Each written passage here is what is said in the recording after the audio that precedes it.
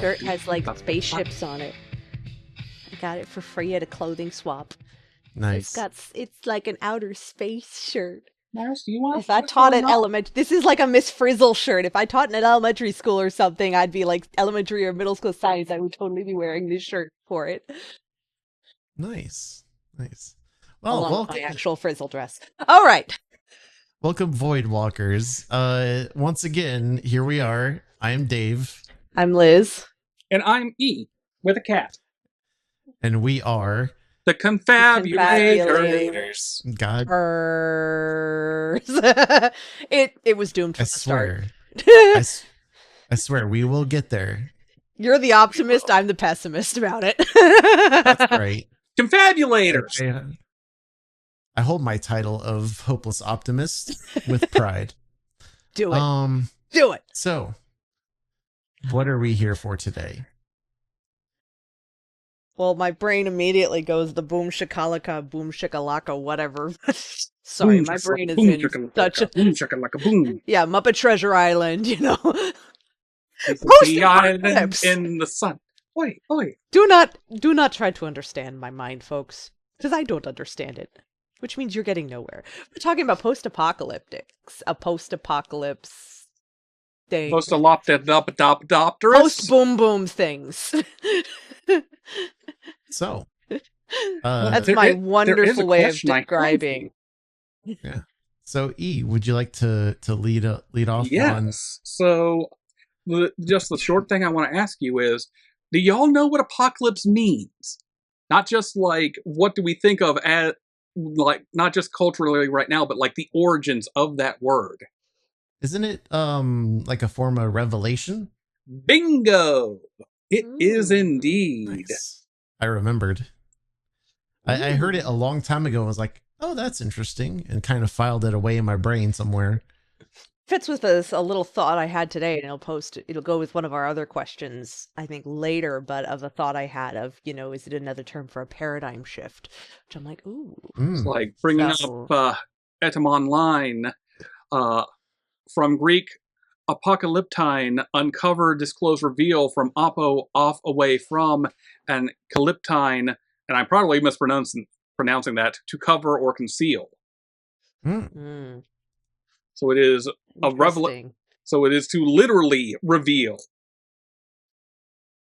I find that really interesting, culturally speaking, about like when we consider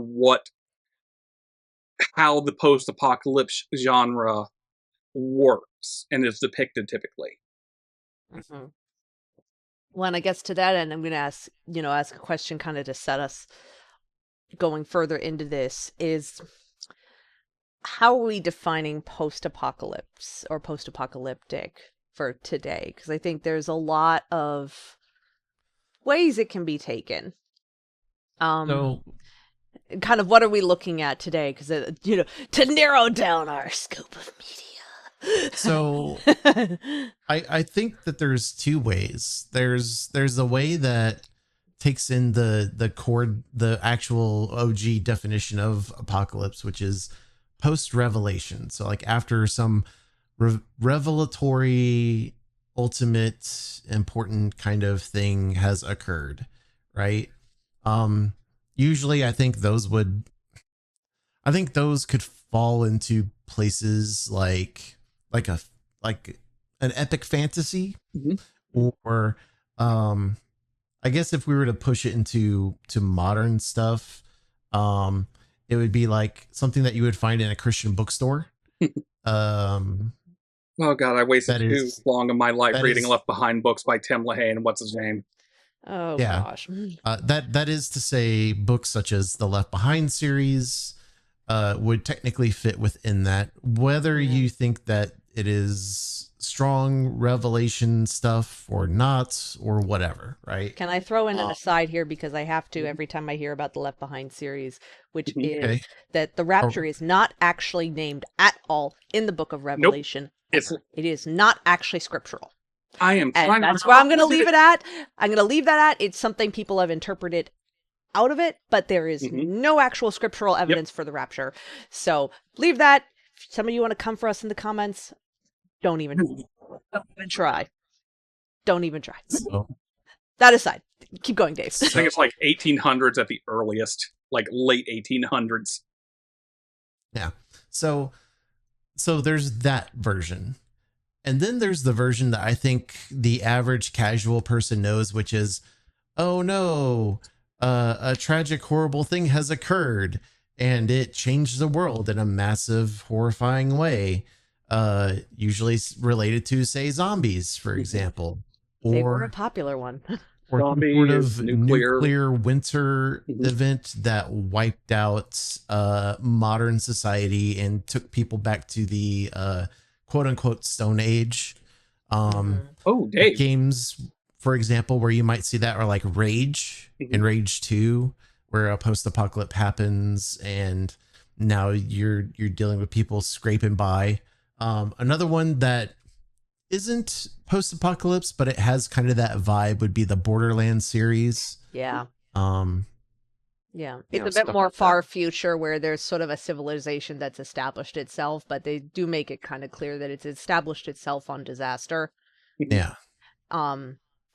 So, which is one of the other thoughts I had coming into this is kind of when we're talking post-apocalypse, taking into account kind of what we've already brought up of, are we talking about something that is more like immediate, more midway, or more far future to what we're doing? Because I think they all have their merits in post-apocalypse, or is it just something we need to clarify as we're going through this discussion today? Because I think they all have their merits to post-apocalypse, but they also all, depending on where you are in relation to the revelation, there's differences in the way those stories are told.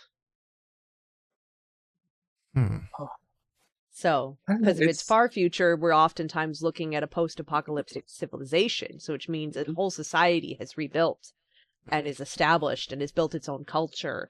For example, versus when it's midway and they're still going through the growing pains, versus the more immediate. I think of immediate, like immediate versus far future of The Walking Dead versus Star Trek. The Walking Dead is the immediate after. You know, versus Star Trek is they recount it as their far past, their ancestors. Sort of thing. Yeah. Like it's been centuries, like even Picard. I mean, the whole First Contact movie is basically about them going back to the post-apocalyptic world. They don't even go back to the apocalypse. They go back to the immediate post-apocalyptic world after whatever disaster has nearly wiped out humanity to do that. But what they do there impacts centuries forward. It's like thinking about it in that way too, like in it sort of an in-between, you've got Enterprise where like you're not too long after First Contact. You're like, how many years down the line is that?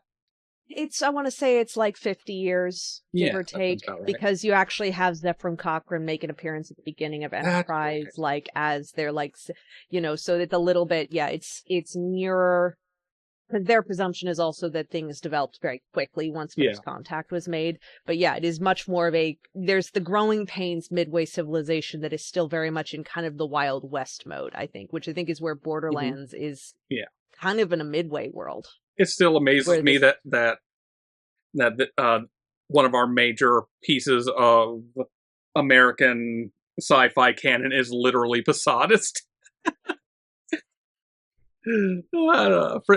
Like little fringe branch of communism there, and it's perfectly embodied, like from the nukes to the aliens in Star Trek.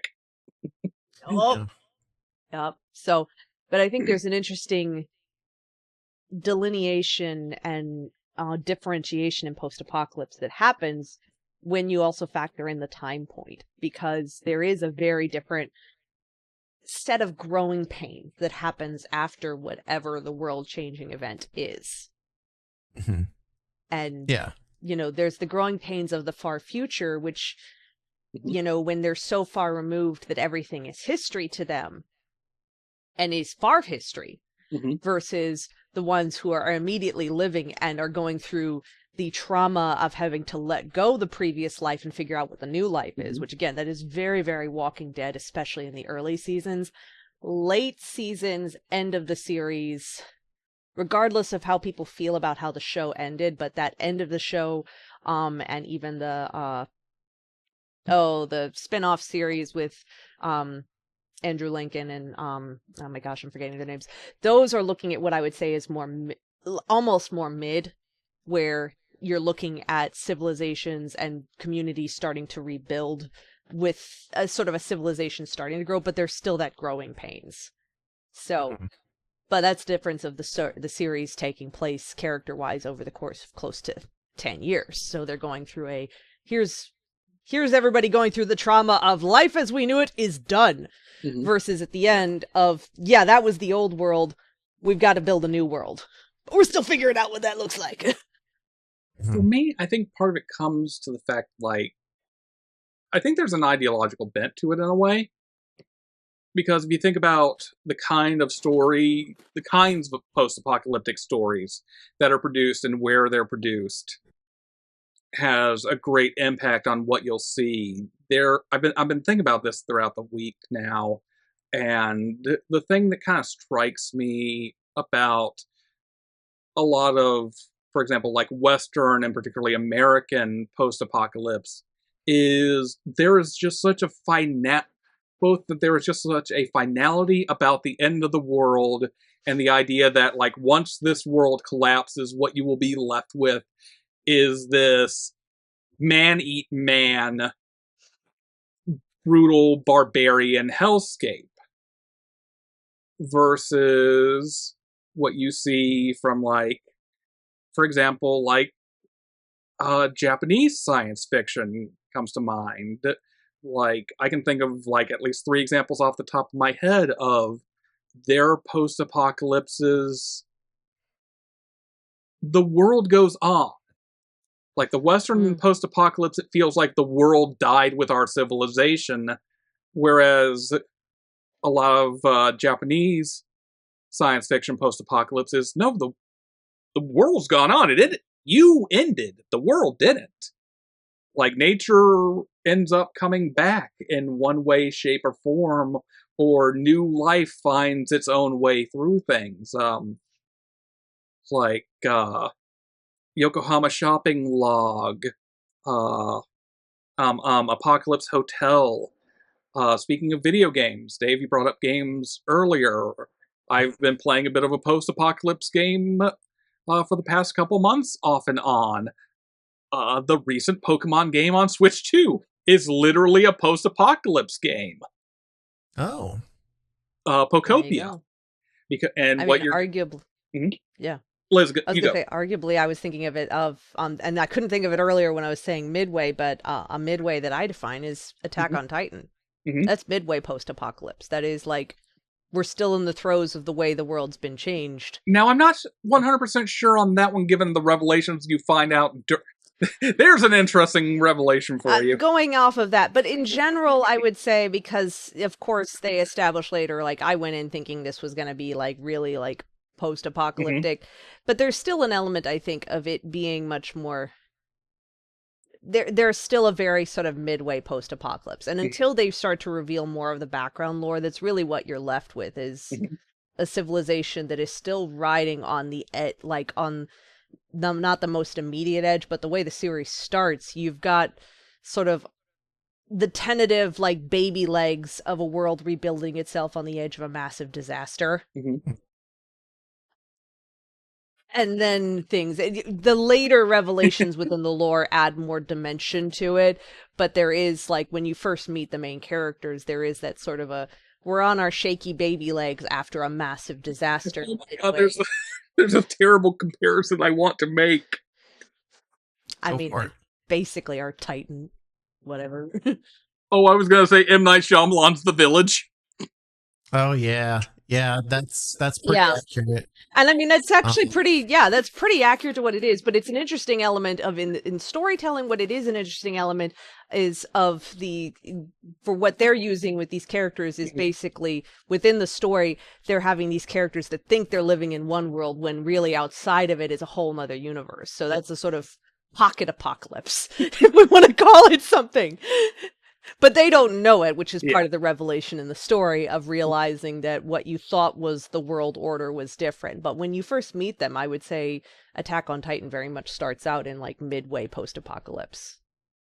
You know, we're not in the immediate aftermath of the biggest disaster, but we are definitely not on the we fully evolved past it. We're on a very shaky baby legs stage.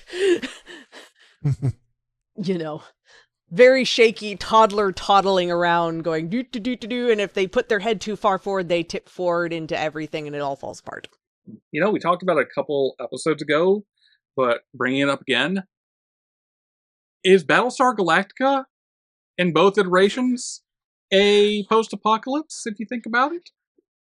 I can't speak as much to the original because it's been a really long time since I mean, it's the same general gist. They get driven off their world, and well, and the newer series, I just finished rewatching it for the umpteenth time. The newer series doesn't ignore that one. They just paint it a little bit differently to fit it within, but to basically say that actually was part of our history. They just paint it a little bit. You know, they sort of take out the world apocalyptic part. But that is very, again, kind of immediate aftermath versus midway. Because the series starts, you know, and the series very much explores the beginning, but they're only starting to just hit the midway points by the end of the series. Is the trick. And spoiler warnings for folks here if you haven't, but I would say most of the series is the immediate aftermath, because so often, one, the immediate characters controlling that society are all people straight out of the old world order. I mean, how does Rosalind become president? She literally is like the 45th in line to the presidency. And so she inherits it and this is in the first episode. Rosalind becoming president is literally... Well, you're designated survivor. Yeah, but it's a very much of the world order is very much that you get through the whole series is very much one that originated out of the immediate disaster. You know, Rosalind being president, Adama being kind of head of the fleet because, designated survivors. These are the last people alive, so you now officially you're the highest ranking individual here. It isn't until the end of the series that they start to explore, I would say, the midway of we have to rethink civilization. And I mean, like, really late stage. Again, spoiler warnings for folks, because these are, like, things that come up literally in, like, the last 4 episodes of the entire series. Like, Lee saying, spoilers, after the quorum is murdered, when Lee says, why are we forming our quorum on planet based off arbitrary lines of planets that no longer exist in our world order? That is not the dividing line between people in this fleet. The dividing line is what ship you live on. So why don't we rebuild a quorum based off the ships rather than based off these arbitrary planets where it's like, well, yeah, you want to represent the Sagittarians, but they're spread across these 30 ships versus versus, well, you're captain of such and such ship. So therefore you are responsible for all of those people on your ship. They are who you represent. That's the beginning of the series starting to recognize we're not in the immediate apocalypse anymore. We need to find a way to look at civilization in the next stage. And it's just that happens to come right at the very end when they make another big apocalyptic move, and you get the end of the series regardless of how you feel about it. And then, of course, the fast forward. I'm glad you brought that up. Like, I need to see Battlestar myself at some point, but you bringing that up brings a fascinating question to mind. Is like when we think of apocalypse with its original meaning of revelation, what does the apocalypse reveal about society and the world? And that is a fantastic question, because you talk about how they are holding on to these old, for lack of a better term, ethnic identities based on their planet or planets of origin. But the material reality that is revealed is your society now is the ship you're on. Your nationality is your ship. Or arguably it's the fleet, and then that subgroup within that is now the ship. And that is the material reality that is going to be driving your society. Yeah. So that's the show puts into perspective in some way the danger of that old world mindset in meeting a new world order. That is the danger of Rosalind's attitude towards the fleet as the leader. Because when you first meet her, she's great. But the thing that strikes me is how more and more and more she starts to see everything, or see the quorum, sees them as children, sees them has a very, I know better than you. She's also high on her own prophecy savior role thing. But her attitude towards the fleet becomes much more and more and more totalitarian. It becomes a point of address because Lee, as the younger character and the newcomer in it, is coming in going, this doesn't make sense anymore. You know, and if we are going to be if we are going to still hold true to these values, then we need to rethink the whole way we do this, and that's not easy. That's growing pains. And actually, is Lee Adama? My memory's a little fuzzy on that. Okay. Lee Adama is Adama's son. Yeah, Lee is Lee Adama. Sorry. Okay. Yeah. I should add too that you mentioned the Revelations is Battlestar captures that. This phrase they say throughout the entire series. All this has happened before, and all this will happen again. And what you get in watching the whole series, and I've watched it, I will say, this is a show that I have watched so many times, and every single time there's new layers to it that stand out to me. Which I actually really enjoy, that I can uncover new layers every time. But one thing that does really stand out to me is one of the things they point out is that these cycles keep happening. These revelations, these building towards these sort of apocalyptic revelations of society keep happening and have happened before.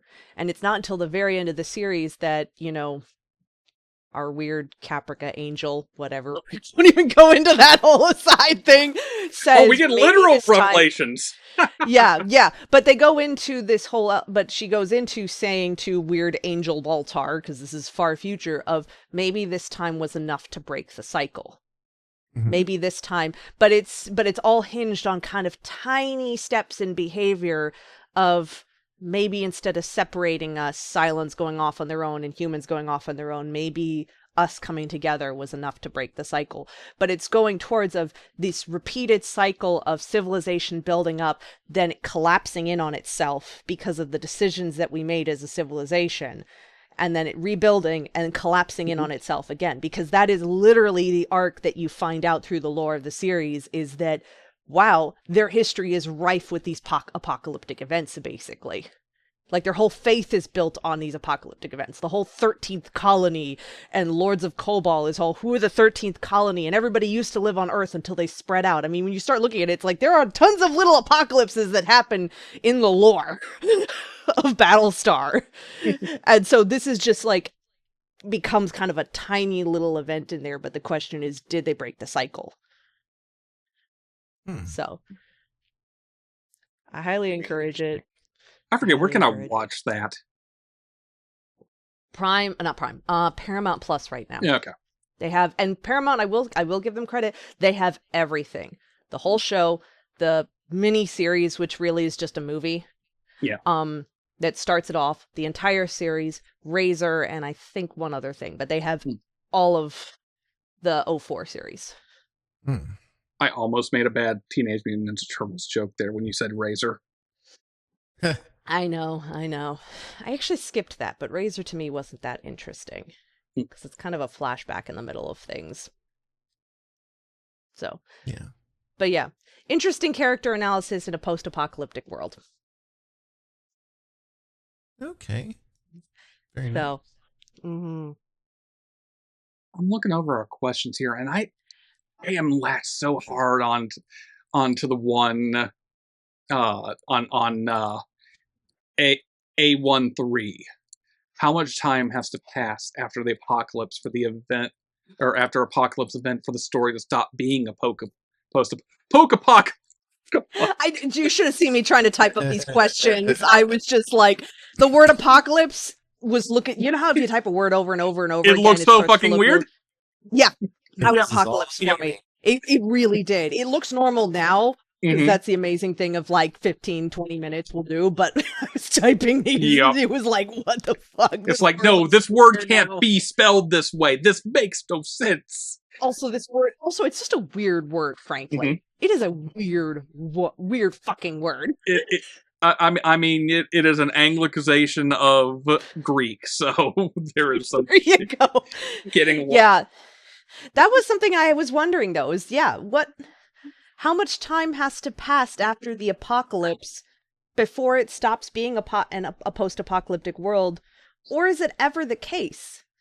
Well, I got a perfect series in mind for that one.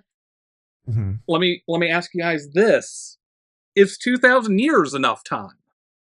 Should 2,000 full ass Earth years between the apocalypse and the story's present day? And in that case, I would say no. Because I would consider 1999's Turn A Gundam to be a post-apocalypse story. Because it so heavily deals with the consequences of the original apocalypse and the threat of potentially bringing it back. So, spoilers here for Turn A Gundam, just giving a nutshell version of it. Turn A Gundam is set 2,000 years after a nearly human extinction level series of wars known as the Dark History has nearly wiped out humanity. It culminates in the eponymous Turn A Gundam activating its nanomachine system called the Moonlight Butterfly and wiping out nearly every bit of technology, particularly technology that could possibly even remotely be used for warfare and the destruction of Earth from, say, let's just say within Earth orbit. So everything in Earth orbit, aside from the moon, is basically turned to sand. The planet is cocooned and restored to a naturally habitable biosphere for Earth-based life forms.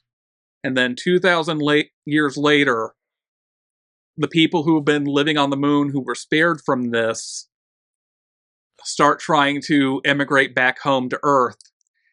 And the subsequent tensions there and all of the they find in these things called mountain cycles, which are literal mountains that have caches of old Earth tech, threaten to bring those destructive wars back again. And so what I'd like to ask you, just from that premise, what does that say about, what does the intersection of that story and the concept of the post-apocalypse say to you?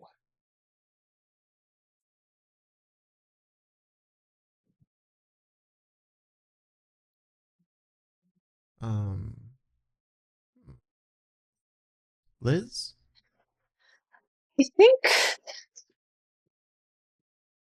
I think what it hits on, and to me this is the critical part of whether the time passing matters, is the perspective and relevance to the main story.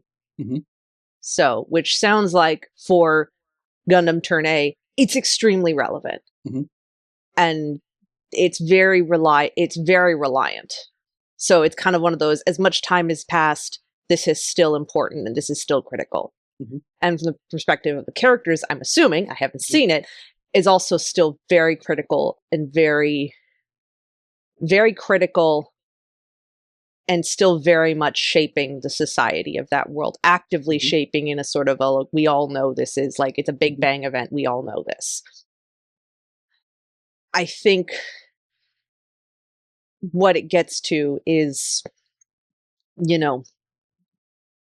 again, like I said, perspective, because arguably, to circle us back to Battlestar real quick, because this is the example that makes sense, that helps me make sense of it in my world, is the events of the show for the most part are all very, very post-apocalyptic, mainly because the series stems from an apocalyptic event. The Cylons attacking all the planets simultaneously and pretty much wiping out most of humanity. So the series itself stems from a singular event that has taken place immediately. What they go into in the lore is that there have been other events, but they're never really framed apocalyptically. They're used more to frame that there's a repetition of history. But I think the revelation, again, spoilers, at the very end of the series, that the planet that they land on, that they decide, we found Earth, but this isn't Earth, but we don't care, we're declaring this Earth, turns out to be Earth, because the fast forward time jump is literally fast forward several billion years, and now you're literally standing in New York City. So the revelation at the end of the series, that at the very end of the series, that this was all history to this Earth, to our world. But that world, I would say, is not post-apocalyptic, because it's essentially, it no longer holds bearing. The only characters you have that even know of that history are these two weird angelic figures who are sitting there speculating somewhat dryly about God and what he has done in the world, and has the world done enough. But in that regard of the show saying the world you live in now is the world that evolved from this, but I don't see that as post-apocalyptic, and I think that's because it's sort of what they're sort of implying is they're trying to take the audience and jump them now your perspective is what matters. Yeah. And we don't feel like, this world hasn't been built. We've had disasters, but that doesn't feel post-apocalyptic. It feels like a new world's grown up from that. I realized something. Yeah. So that's kind of my take, is it depends on the perspective, which is where Gundam Turn A. Definitely, it's the perspective that is of the characters of the world that makes it post-apocalyptic, even if 2,000 years has passed. Yeah.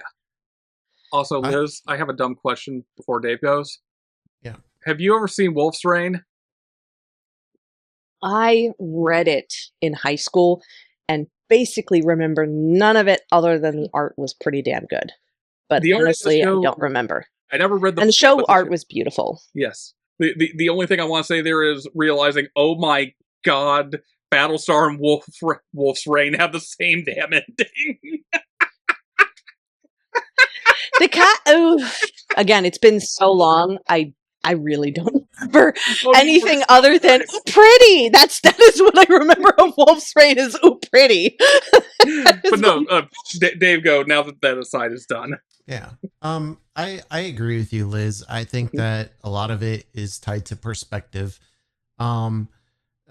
Perspective of, I would almost say, the majority, like a big majority, not just like a majority, not like 50.1% says that the post-apocalypse is over. No, it's got to be like a really big number. We're talking like, I would say at least 67%, if not 75%. I think that would be sufficient for something like that. But it also kind of depends on the story. And it also kind of depends on also the individual character. And what I mean is, like, say that we're in a story and the story focuses on one person's perspective, and in their perspective, it's still the post-apocalypse. But if later on in that story, like, I don't know, 2/3 of the way or something like that, 3/4 of the way, you find out that it's their perspective, but the rest of the world is moved on from that, again, stuff like The Village or something like that. Right. But done, like, I think you could do it stronger than that. But I think if you know kind of what you're trying to say with that and not just have it be like a twist or whatever, I think that there's something really engaging with that possibility. But in terms of like, when is the post-apocalypse actually over? I do think it depends on perspective. I do think it also depends on the story, though. Like, what are you, as the author, the director, the game developer, whatever other medium we're looking at, what is it that you are trying to say by putting this world together and this society together and sharing what is going on and why we're in this position now, right? To that end, I have a question for you, Dave. If you don't mind my interrupting you, is then, would you be suggesting then, a question is, how relevant is knowledge of this event to the reader or the viewer for the writer, the creator, to convey the story? Is that maybe a part of it. I think that's part of it. Yeah. That can get a little tricky as well. I think that, again, that ties into intentionality. Intentionality of the author, creator, developer, director, whatever. Because somebody can just go, and we'll put this village here, and the outside world will be the modern day world. But hey, we won't know that until the end when we reveal it. And it's like, okay, What great. a twist. That's, yeah, exactly. What a twist. But that doesn't really do anything for me. Whereas if somebody were to go, okay, I want to tell this story and we're going to be following this character or these characters, and they think that it's still post-apocalypse, or they think that it's a different time period or whatever. And then we have this reveal where no, it's in modern society. How do we execute that? What are we trying to say by framing it that way? Right. Because one thing that's important, and again, all art is political. All art is commentary. There is something that is being said. Art is communication. And yeah, art is communication. And conversation. Yeah. And so part of that would also be looking at like the creator's period of time, right? Like somebody doing a story of post-apocalypse in, say, the 1980s or 1990s will have something very different to say than somebody today or somebody from, say, the 1800s, right? Like, because in part, it's the framing of the culture, the framing of politics, the framing of society, the law, all that stuff, and what they as individuals are experiencing, which that also changes depending on, you know, the race of the person, the gender of the person, their sexual preferences, culture, etc., right? These all come together to give the creator of the story ideas and ways to tell stories that would relate to something like post-apocalypse. Yeah, because it's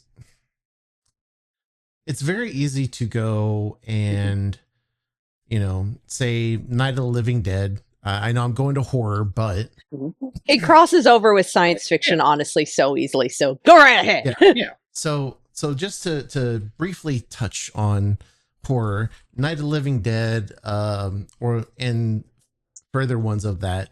Oftentimes people will say, "Well, yeah, it's all about consumerism," or whatever, and it's like, okay, we can piece that together from the context clues and everything in the movie. Yeah. Right. So what is it that the creator is trying to say about the story in question? Why are they putting it in the post-apocalypse? You know, looking at things like, and this is all about media literacy, right?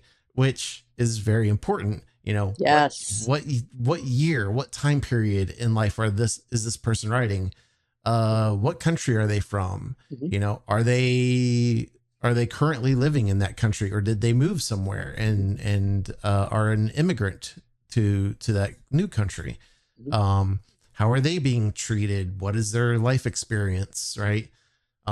These things help shape the author's voice and what they're trying to say, you know, like, for example, you might have Stephen Graham Jones, right? He writes a lot of indigenous stories.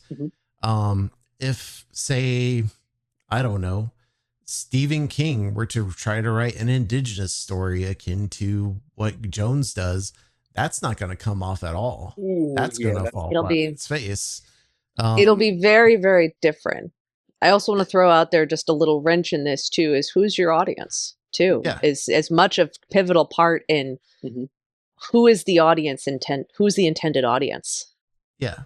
And to swing back to specifically post-apocalypse, you know, it's going to be a different audience for say rage. And I know I'm using a video game, and then I'm going to be using a book for this comparison. But do it. So the video game Rage will have a very different audience than an audience for Left Behind.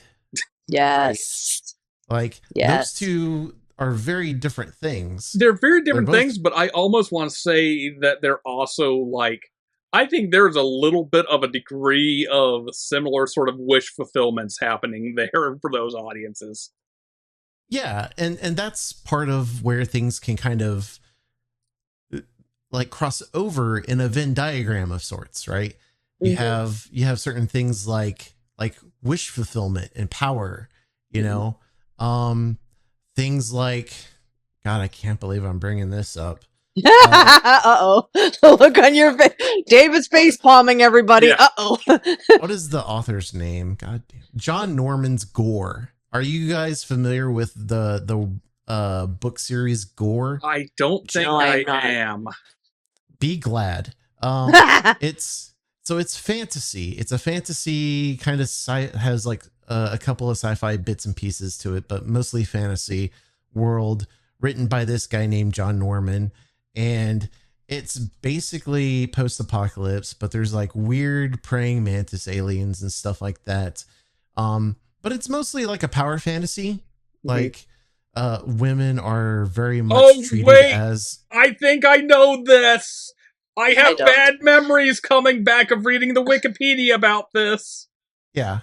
Yeah. I don't, but somehow I don't mind that I'm not familiar with it. Actually, I do think that it's more classified as sci-fi than it is fantasy. The fantasy bit comes in that it's a power fantasy for males who want to have all sorts of female sex slaves. And I remember this now. Fuck. Want to be sword and sandals, but sci-fi. And it has a lot of sexual brutalization of women. Yep. And I remember this now. Things. This is like hardcore, like you would find incels who would be loving this. And here's the insane part. There are people in real life who will LARP in this world. And it is gross. How the fuck are there two movies of this? It's absolutely insane and unhinged. And I think that the books are still going today. Yeah, there's they built a region of it in Second Life. Well, there's a series I won't read. The latest one was published in 2024, and it started in 1966. Obviously, different authors, I assume. I hope. But it is absolutely wretched, and there are people who will role play with it, who will, like, in real life or in Second Life, and other things like that. It's not good. No, it is flat out atrocious. And I'm not a prude. Like, you know, as long as everybody is safe, sane. I literally just hit the sentence on the wiki that says, and some followers of an unofficial splinter group known as the Colossians who adhered to this approach were prosecuted for leading cohorts of sex cults. Ew. Exactly. That's disgusting. You get stuff like that happen. So, it's not great. It's not good. We don't talk enough about the power of narrative and storytelling to literally redefine our lives and the way we view the world. For good, and in this case, for ill. So much for ill. So very much for ill. We should put a pin in that and do a one-off for that. We should. Welcome to, like, things that we discuss at my day job a lot, since my day job is about narrative and communication, basically, in a nutshell. And the weaponizing. You can tell them about Gore by John Norman, a.k.a. John Longa. Now here's the funny thing, because I'm going to say this with all the love in the world, is I can predict exactly what my boss will say, because I'll start to explain it, and he'll probably go, none of this interests me. And he is correct. Cheers to you, boss man. So So I would argue that that is post-apocalypse on multiple levels. Um, but An apocalypse of the soul. Yeah. Um, but setting that aside, um, I think that things involving post-apocalypse in part involve the author or creator. I've been using creator because there's different words for different media. It involves being aware of media literacy, for God's sake. It involves culture, time, all that stuff, and it involves trying to figure out what do you want to say and why, right?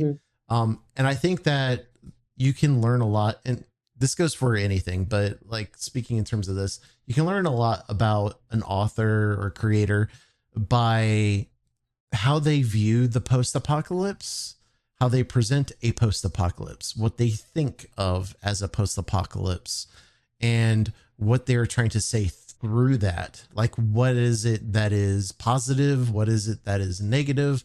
Does the positive succeed? Does the negative succeed? Like, what does that look like? Is it a standstill? There's a lot of things, because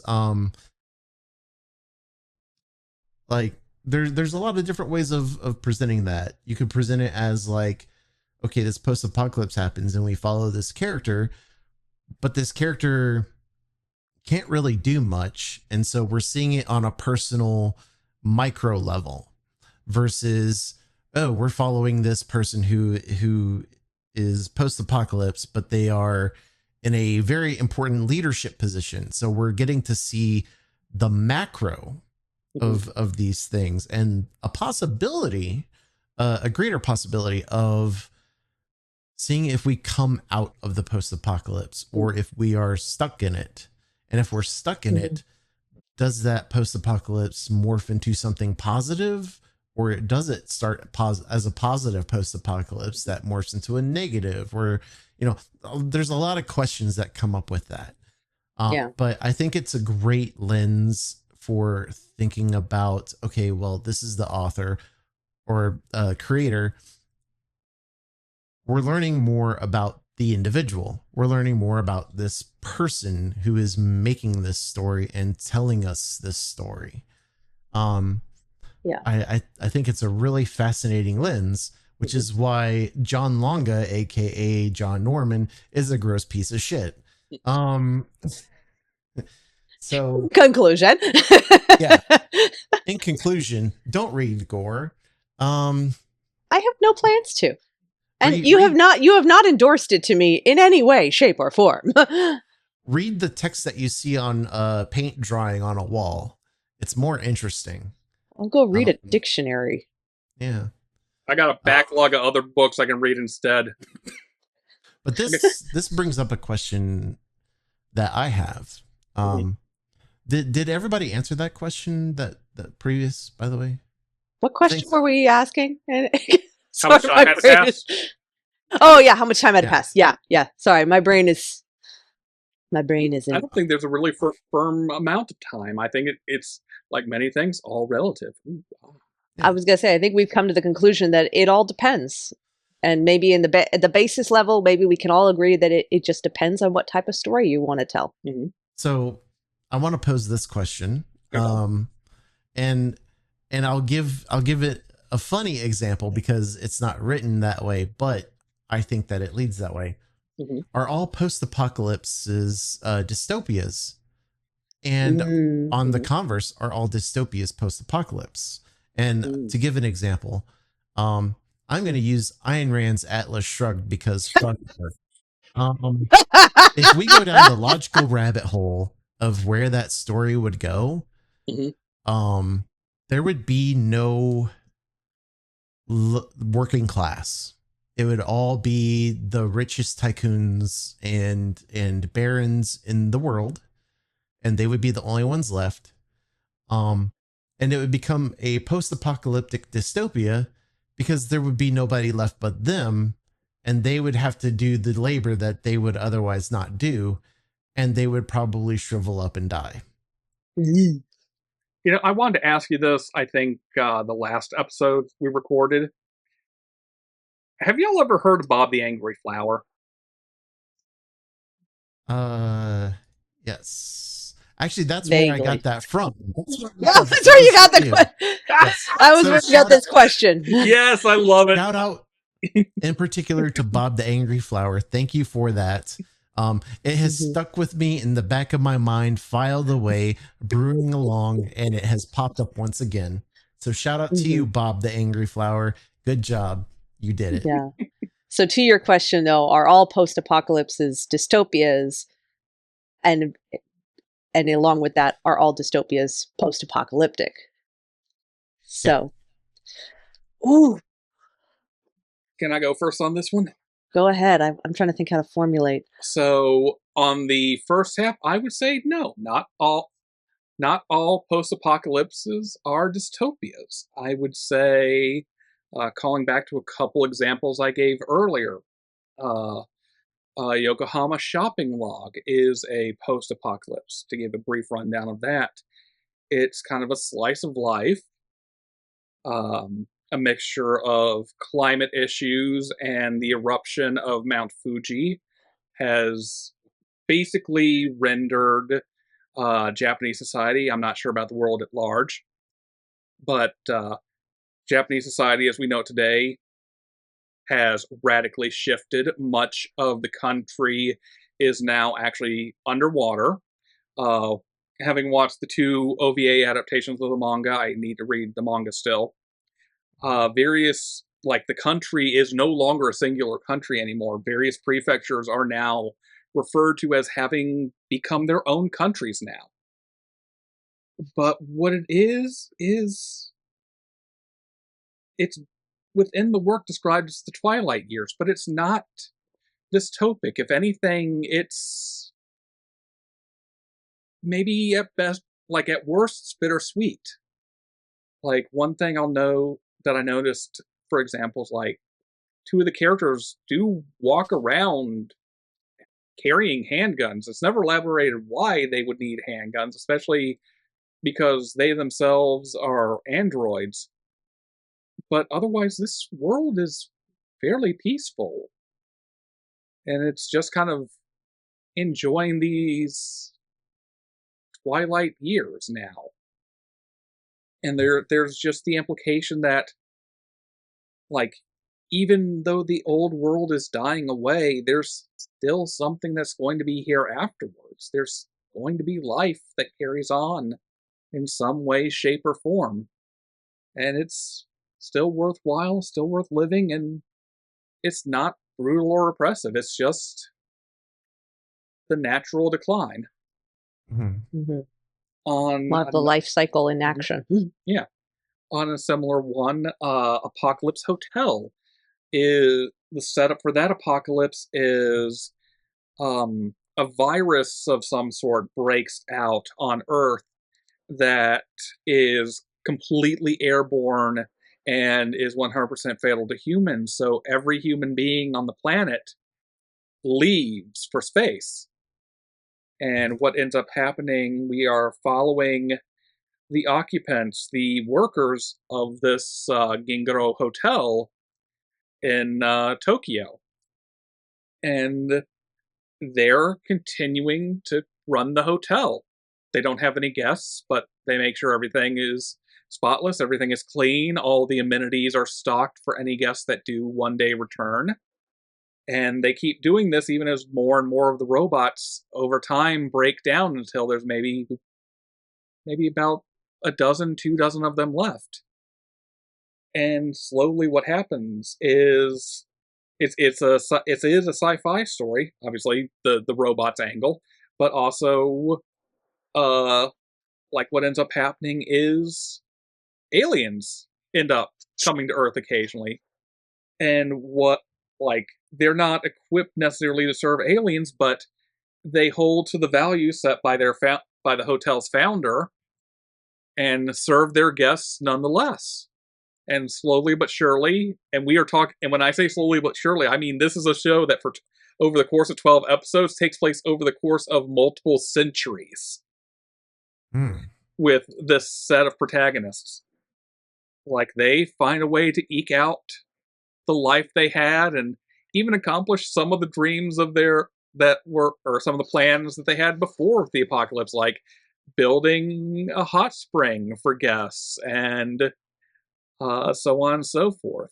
Eventually, final episode, a human returns to Earth to see if it's habitable, and so they finally get to serve a human guest again. And I find it interesting because the main character is perplexed why, like, she had built this up in her head all these years, waiting for humans to return. She thought this was going to be this amazing special thing that would bring her this sort of clarity of purpose, and she realized she didn't feel any different serving the human than she did any of the extraterrestrial guests she's been serving these hundreds of years. And in the revelatory power of the post-apocalypse, I guess what you get from there is, no matter their form, people are people. Hospitality is hospitality.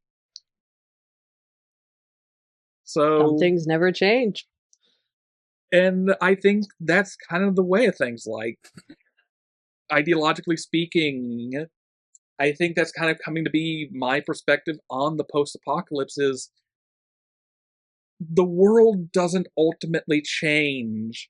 You just realize what the world is. And from Dave's point before about authors and audiences and societies being the factors that depict what form the post-apocalypse takes, what occurs to me is, like, when we think of the traits of the post-apocalypse, so many of us, and I imagine so many in our audience, are going to be thinking of, like, you know, the nuclear apocalypse, the viral apocalypse, the climate apocalypse that utterly wipes out life as we know it, that ends the world. And I think so much of that, in a way, like, ideologically speaking, and ideology can take so many levels. It's not just necessarily partisan politics or anything like that, but it's just the way you view the world. It gets down to the idea of, like, I think a lot of us are conditioned, hello Miles, conditioned to think that the world can't go on without us. And that informs so much of the post-apocalypse genre when you look at it. And the reality is, the world can go on without us. Like, I Am Legend. Have either of you read the original Matheson book? No. So, the long story short... I do know how it ends, though. Yes. Dave, do you know... I've been told how it... I do know the ending because I've been informed of it. Dave, do you know the ending? I think I do, but... It's a little different than what... of conversation. Yeah, the ending is further than what the Will Smith film did. Yes. Yeah. So, the long story short, the book is... There is one human left, I forget his name, but... And in the movie, it's the Will Smith character. And what he is accosted by throughout the book are these, like, very feral vampire-type creatures that have mutated from leftover humanity because of the cause of the apocalypse. And part of the thing that happens is throughout his day, like, if he finds them during the day, he kills them. He straight up kills them because, you know, to him, they're a threat. They are a lethal threat if they track him down, etc., etc. But what you find out at the end of the book is not all of them are mindless feral beasts. Groups of them have slowly been building society up among themselves. And at the very end, he realizes that to them, he's the monster. Because as far as they're concerned, he's this terror that comes when they're sleeping and murdering them for no reason. And it's decided, like not even a trial or anything, like, they're gonna execute him.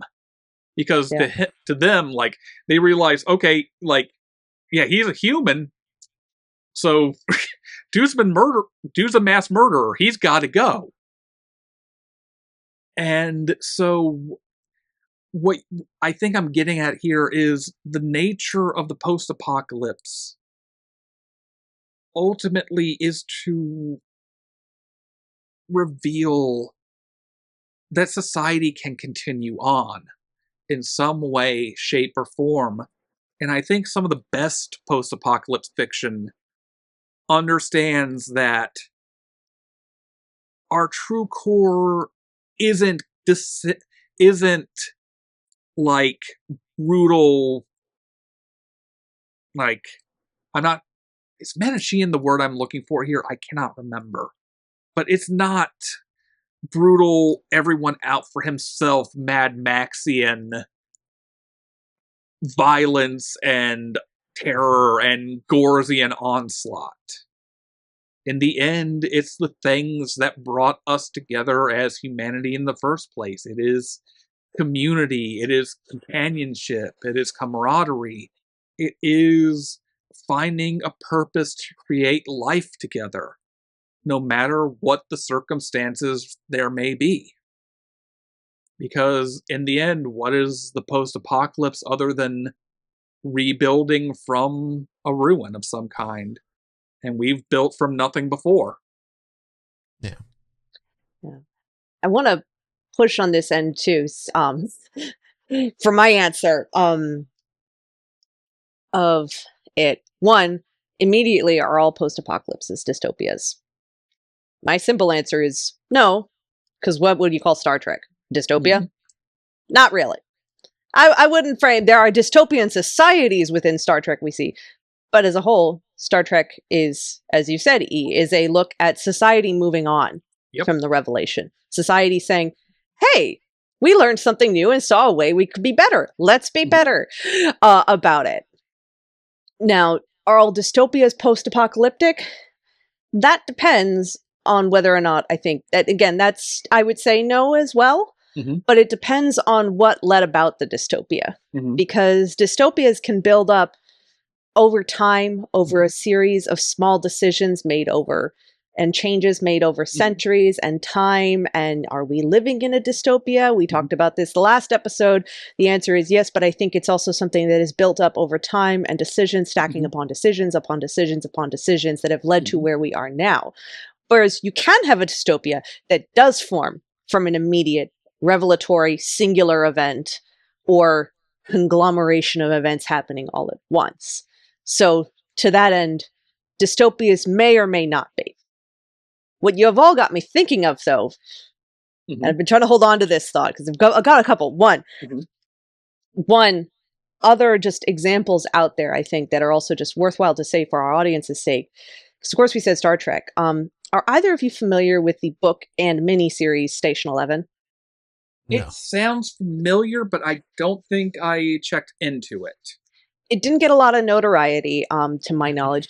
This miniseries was on Max, HBO Max, and then I had listened to the book beforehand. It's not the most flowing read, but it is also a story that I would say is not a typical, what I would say is a conventional post-apocalypse story. It is very immediate. I mean, the premise you get throughout the book is a course of sort of flashbacks and flash presence of what's going on in the present world, which is this immediate post-disaster world that's like 20 years in the future.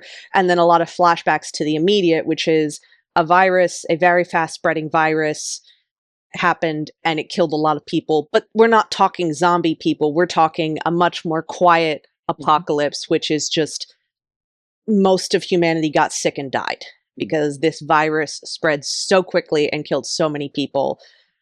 But it wasn't the apocalypse of, like, you know, if this was a zombie film, everyone would get back up again. That is not the premise. It is much more quiet of just like, and it centers on the narrative of like these two characters kind of existing, 2 or 3 characters existing in different stages of this world. But what the story makes it uplifting is really narrows its focus on a couple characters and their journey from where they started when the virus happened to how they've grown at the end. And it really ends with, at the risk of being not being too spoiler, where it ends is kind of with a more positive healing and character growth note, without saying this world is going to grow up one way or another, just more looking at these are all people searching for community and connection. I also will say, if you love theater, it is such an embrace of the arts, because one of the main characters, you meet her as a child, and as a child, she was an actress. She was acting on stage in a production, in a Shakespearean production when the virus broke out,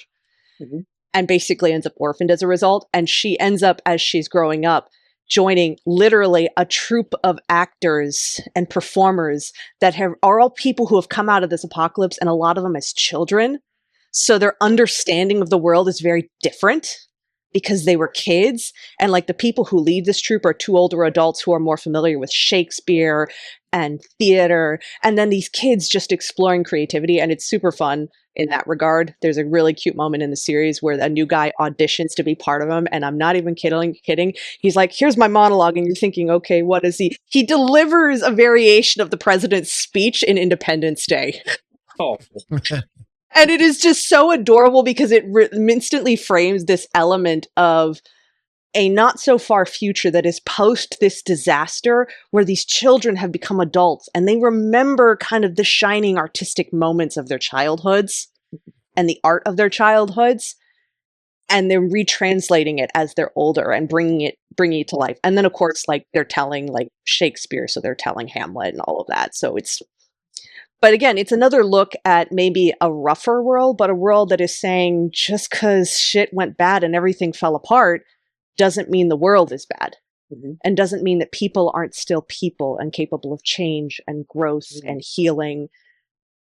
And I think that's a very core thing to shifting away from a dystopian frame in post-apocalypse, because that story could have gone a totally different way and been like, this is all gonna be shit.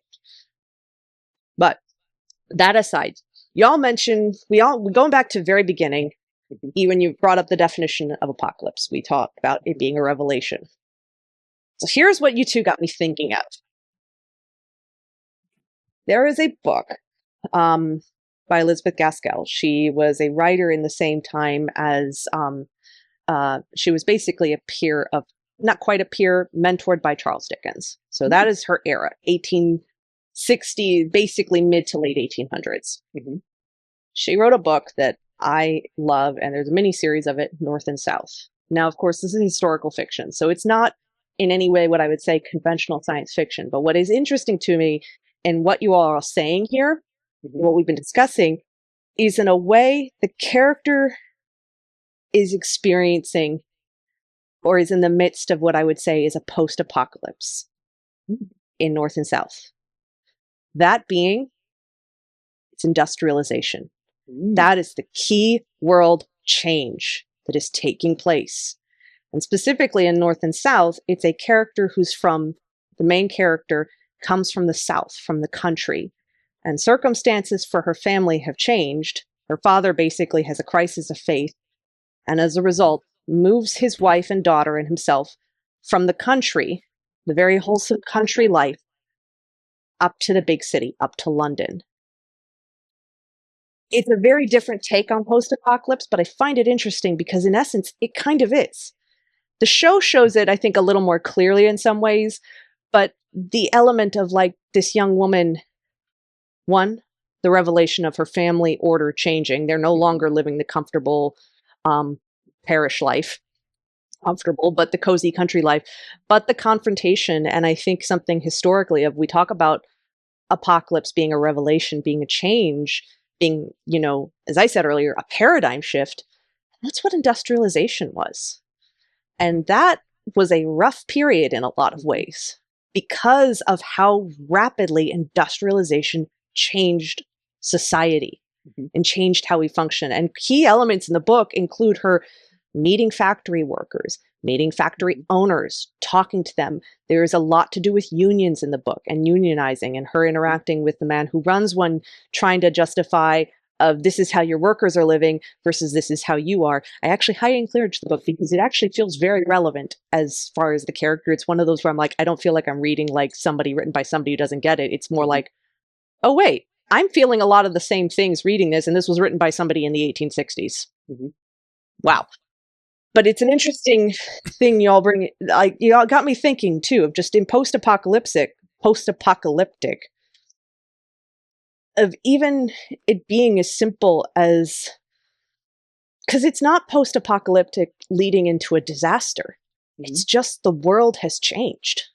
It's changed rapidly. And industrialization was brought on by science. And like, think about the way, like, the horrors of the early industrial revolution when it came to worker safety, worker injury, worker fatalities, and just the absolute carelessness owners had towards those things happening. Like, I mean, on the small end of things, you have like, we think about the Luddites as being like anti-technology. It was like they were, if memory serves, an industrial revolutionary movement that wasn't. They weren't anti-technology. They were a labor movement. The reason they destroyed technology was because their bosses were rolling out new looms with which to weave textiles that rendered them effectively highly replaceable. And doesn't that sound familiar? Yeah. And like the people they were hiring, they weren't paying decent wages either to them. No. And I think it lends itself to the element of, in North and South, I mean, obviously this was not written to be, not the author, the world. Yeah. And it's, I would not say it's dystopian, because the way she frames the world, yes, it's traumatic.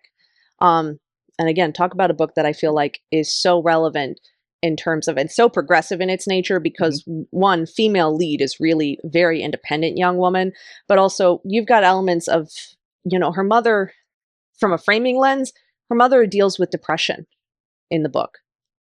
Constant depression, basically as a result of the changes. Father is, I think, struggling with depression and a crisis of faith. And so there's a whole lot of, frankly, very progressive for you when you consider the period in which it was written. And I don't think it's necessarily written to frame industrialization in any dystopian way, but what it is framing it as is, here is the danger of this new world order if we don't stop to listen to each other. And that's a lot of what is happening in the book, is she becomes sort of the center of, she has her own assumptions about both classes, the working class and the upper class. And what she is learning throughout the story is kind of observing and listening to people and hearing their stories and starting to gain perspective on where both sides can meet and create something better that doesn't let this new world order leave them behind. Which is why I would say, again, post-apocalypse doesn't have to be dystopian. I don't think this frames it as dystopian, but what it is realistic about is the fact that there are serious risks. And I think post-apocalypse can look at the world and recognize the dangers that could result, the dangers, the risk of the apocalypse, of whatever the new world order is. But whether it becomes dystopian or not becomes, do we fall to those risks? Do those risks become a part? Does those risks dictate society, or does society look at those risks and say, here is what we are going to do to fight that?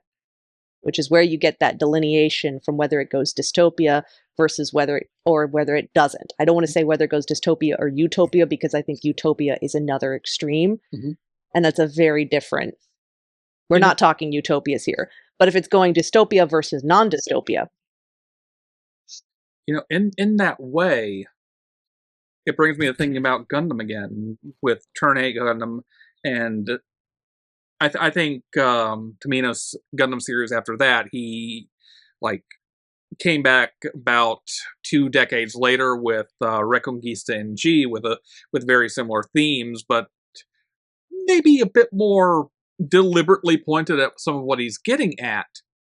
With both series have this, trying to think the right way to phrase this. I'll just put the blunt version as, there are themes in both work that are very critical of what I would say is, and we talked about earlier, like context matters, the creator context, the audience context. In this case, we're talking about the Japanese context. And they are both works that are very critical of what I would say is the Japanese right wing, specifically the remilitarization movement. In both works, Tomino is very blatant about what he thinks of militarization of societies that haven't really known war for a long time. You get hints, or well, not even hints, you get a lighter version of it in Turn A Gundam.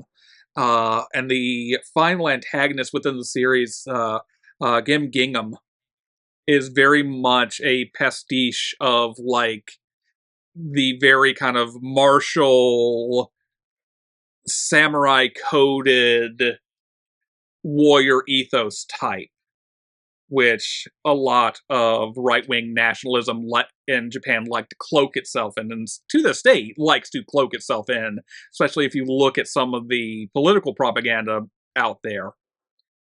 But he nails this home even further in Reconquista, where the thing he gets at there is, and Reconquista, I would say, is also post-apocalypse in a similar way. There's debates as to just where it fits in the timeline. That's not really important to this, other than to know that in its case, it is about 1,000 years after a brutally traumatic, nearly existential war for humanity. And, like, to the point that there is an ethnic group called the Kuntala, who are the literal descendants of people who were used as food when various people, because of the broad swath of destruction, started turning to cannibalism. The victims' descendants literally became their own ethnic group out of that. But anyhow, the long story short is, the whole thing is very much depicted as like those who seek remilitarization and those who seek glory through militarization are depicted as basically extremely childish. It's depicted as like the most foolhardy, nonsensical thing you could do. You are playing with matches that you don't understand, and the way he and the team weave all of this through the story is fantastic, because it's like at every level, like you have people who are literally using technology they don't understand from old unearthed blueprints, similar in that way to Turn A, with getting things out of the mountain cycles and using the think about it like you found this gun, you don't know fully how the gun works, you know how to work it, so you're gonna use it. Damn what the consequences may be. And we're talking about technologies that, like, in Turn A Gundam, they unearth usable nukes. It becomes a running thing that one nuke accidentally gets set off, and the main character, Loran, has to basically safeguard the remaining nuke within the Turn A Gundam's onboard missile silo, just to find a way where they can finally get rid of this thing safely and not have anyone use it. And then within Reconquista, it's like you're talking about, like, they have their own idea of, like, from Star Trek, the photon torpedo. They have their own version in Reconquista where instead of being, a really big explosion, it's basically an antimatter reaction that's like sprinkling stardust through a battlefield, and whatever one of those bits of stardust touches instantly vaporizes a chunk out of whatever it hits. Wow. Disintegrating dust. Yes. And so disintegration dust. And both of these are very much premised on the idea is we cannot allow the past to happen again. And what I'd like to get into with that is, like, think about it from the Japanese perspective, especially with a director like Tomino, whose childhood grew up during World War II. He was a child during the fire bombings, during the nuclear drops. And so he sees these younger generations of politicians, and even some from his own generation who can't let go, try to bring back this thing that nearly destroyed their society in the form of a revanchist military ideal. Interesting. Makes me almost think of like post-apocalyptic also having an element of trauma response going on. Exactly. Yeah, it's really, there's also a trauma, which going back to when we were talking about Battlestar Galactica, there is a ton of that. I mean, the Cylons' feelings towards humanity is very much a trauma-born response of we wanted we wanted to be part, we just wanted to be included and be part, and you all hate us for literally existing even when we look exactly like you and we bleed the same way, but you don't see us as human. And so much about the Cylons is very much of you all rejected us over and over and over again. I would say exactly, like, in a way, post-apocalypse is very much, in many cases, us dealing with trauma or ongoing fears about fear of loss. And in certain cases, from what we've talked about earlier, finding reconciliation that life will go on. Yeah. Interesting. Interesting. I want to bring up another one that I would qualify as part post-apocalyptic and and dystopia. And it's a book that I read called The Thick and the Lean by Shauna Porter. Really, really good book. It follows 3 different viewpoints. So it follows somebody who wants to be an aspiring chef, somebody who is a cyber thief, and somebody who is a kitchen maid. And it's all about these 3 trying to break free from this society. So I think I might have mentioned this before to y'all, but it's set in a world where, for whatever reason, food is seen as very profane. Yes, I remember you mentioning this. And sex is seen as ordinary, plain, whatever. Kind of how we view food is how they view sex, and how we view sex is how they view food. And so when one wants to learn how to cook, for example, then that's kind of seen as pretty taboo. Yeah. Like, we don't talk about that here. Exactly. And society is also done in literal tiers going up into the sky. So the richest of people are way up in the clouds. And both of the female characters, Beatrice and Reiko, are trying to get up in their own way. Beatrice more reluctantly, because she kind of wanted to learn how to cook and have the world be a better place and stuff like that in her own world, in the more closer to like a bottom area.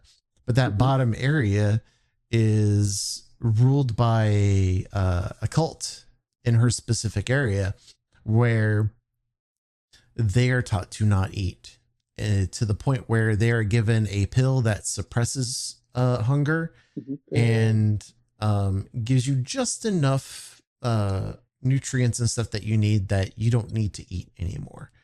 And of course they are encouraged to constantly have sex because that is fine. And she learns about cooking because she discovers in one of the churches ingredients to make grilled cheese. And this boy that she had feelings for, she made grilled cheese for. And of course they get caught by the preacher of that church, and they get punished for it and so forth and so on. The other one, Reiko, is trying to get into college.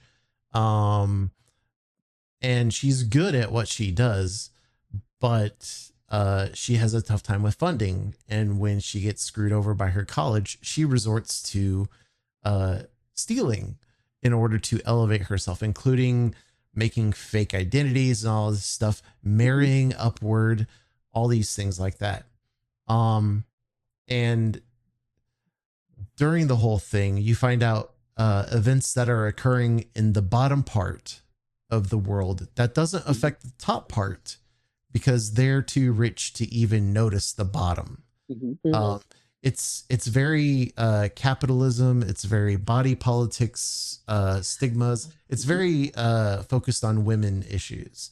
I was going to say this already seems like it also is a lens of looking at from a perspective of eating disorders and disordered eating, disordered relationships with food,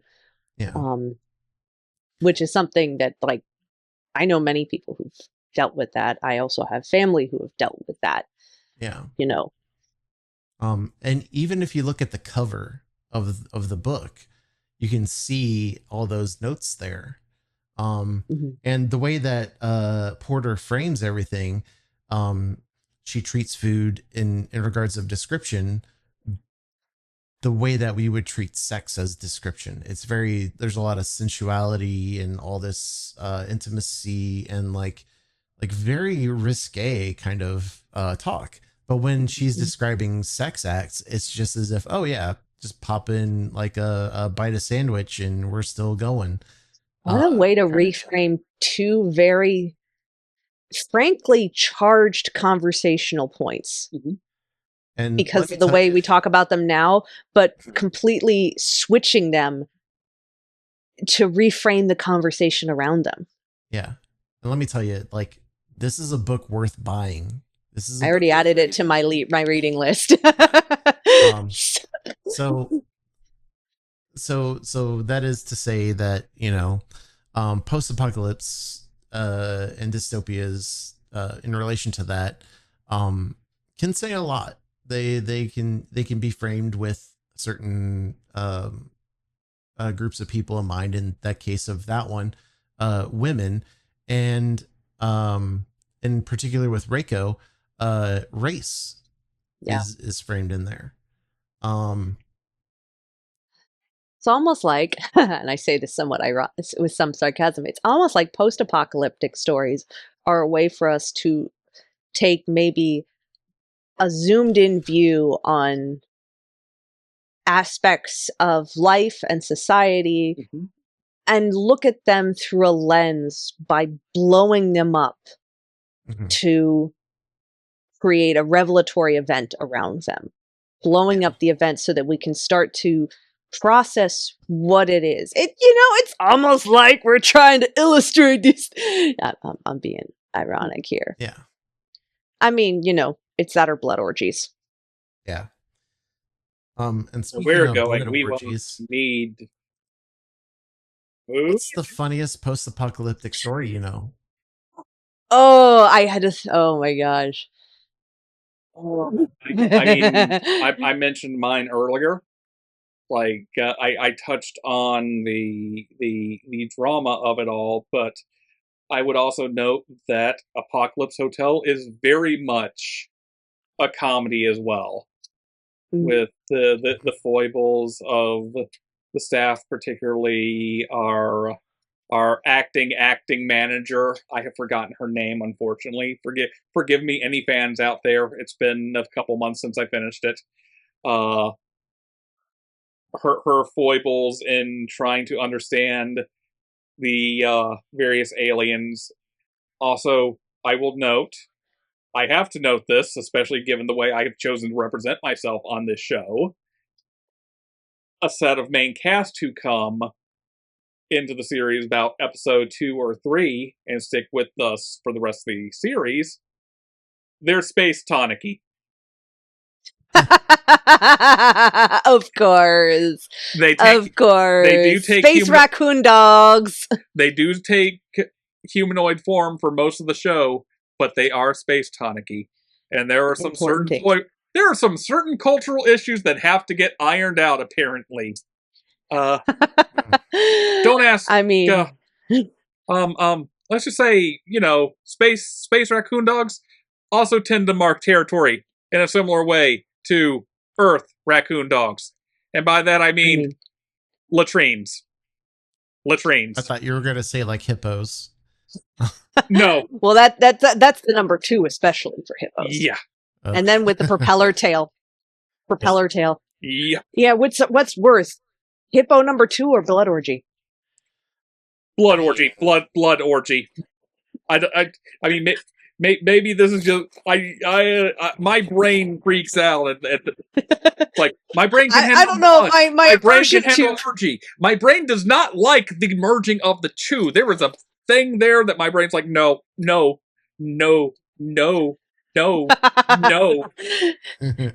If it could be blood orgy without the body horror, then I would say that's more bearable than hippo number 2.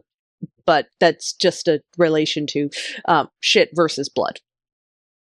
But if there's body horror still involved, fine. Oh, I found her name, Yachio. Yachio is the name of the android acting manager of the Ginga robot.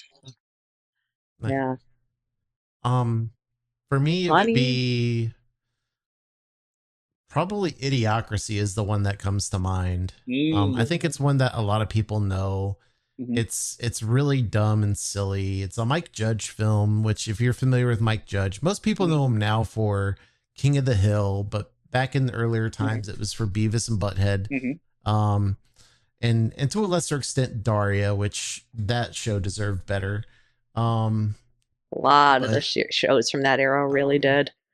But they brought King of the Hill back. The King of the Hill reboot was actually really good. Really good. There was a second season in the works too. Mm-hmm. Oh, nice. But Idiocracy, it's this theme or this idea of, okay, well, we got this, but what if the world became stupid, and then this guy from our current time period gets thrust into that future, and what happens with the world, and like he's the smartest guy there is. Yeah, he's the smartest guy relative to the new present, we should say. Yeah. Mm-hmm. So it's one of those things where it's like, okay, that's an interesting like thought experiment. And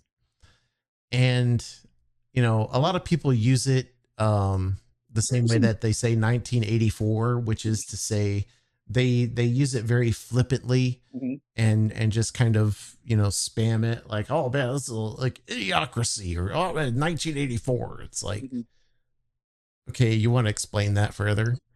Yeah. Maybe don't assume your audience is all on the exact same page with why you mean it the way you do. And they won't, but that's beside the point. And there's also, like, as Dave has pointed out this episode, the media literacy angle. I was about to say, it's an element of media literacy and people failing to recognize where the burden of proof belongs. Yeah, exactly. Which is part of that. Also, like, there's some, like, Dave, I haven't seen the movie myself yet, but I have heard commentary a lot about it. Like, how strong is the, like, kind of the eugenics vibes of it? It's eugenics in the sense of, like, if I can remember, like, so like in the very beginning of it, people go and they're like, all the smart people decided to not have sex and breed. But all the dumb people kept breeding, and it eventually turned the world really stupid. Yeah. Because only dumb people bred, which means that dumb genes get spread down and not smart genes. Yeah. Which is a important thing to do. Like, there's so many other ways you could get to, like, society made itself stupid that isn't, dumbness is a gene instead of, like, genetic. Instead of, like, no, it's a series of decisions we actively make in education and whatnot. That's the choice to portray it that way. Yeah, it's one of those things where you go, this was a choice. It is. But they, like, if you ignore that, which, saying if you ignore that already means it's a certain kind of degree of, okay, but what if we didn't ignore that? Yeah. Right? It's put a pin in that for later. It's sort of acknowledging there's a problem to be discussed at some point. Yeah. I was going to say, if we put a pin in that for later, you can put a pin in it and go, this needs to be addressed. We're just not addressing it now. Yeah. So, if you were to just take it as is, it's like, okay, this is an interesting little thought experiment. What if, people but dumb, and what would the world look like? What would happen? And like some of that stuff, it makes a lot of sense. It's like, yeah, I could see people being this stupid or doing these dumb things because they are dumb and they don't understand, because humanity somehow lost that understanding of things. But then it's like, okay, how is humanity still even existing then? Yeah. Because like they literally, for example, have the way that they feed plants is giving them Gatorade. They don't give them water. They have through their sprinklers and stuff Gatorade. And there's a point where they're going, you really have to suspend disbelief to believe this society exists within this world. Yeah, you really do have to suspend your disbelief, because if you're just constantly thinking about that, if you're like, yeah, but like, how are they doing this with the whole Gatorade and stuff? It's like, it just ruins it. It's like you're thinking too hard. The make it make sense, but this is not meant for make it make sense. Yeah, this movie was not made for make it make sense. This movie is just, okay, the world is dumb. This one guy is not. How does he survive? And that's it. That's all you need. Feels like it's a story that's one of those that it. Yeah, feels kind of like it's a story that if you were gonna really, if somebody was really gonna be like, but I need it to sense, then you'd be like, okay, here's some drugs. Now take that, because your mind needs to not be trying too hard. Not that we're encouraging this, folks. It just is some ideas definitely sound like the kinds where you go, what were you taking when you wrote this? When you came up with it. One thing that also does come to mind, especially with how people like keep going, like, we live in idiocracy now, is one thing I have heard, and Dave, correct me if what I've heard is wrong. Mm-hmm. At the end of the day, for all the faults of the quote unquote stupid future people, quote unquote, in idiocracy, my understanding is apparently, though, they do default to the guy they perceive as being the smartest person from the past when it comes to making decisions and what would be the best choice in a bad situation. Yeah, they struggle with it, obviously, because you need tension and a story, right? But they do eventually wind up going, okay, well, this guy's pretty smart. What does he think? And then they do the thing. Yeah. Because, yeah. It makes sense. Yeah, mine, when we talk about like funniest post-apocalypse, and I wouldn't have thought of it, I think, unless I think Dave brought it up during our last discussion, which is Hitchhiker's Guide to the Galaxy. I mean, it's a pretty abrupt apocalypse.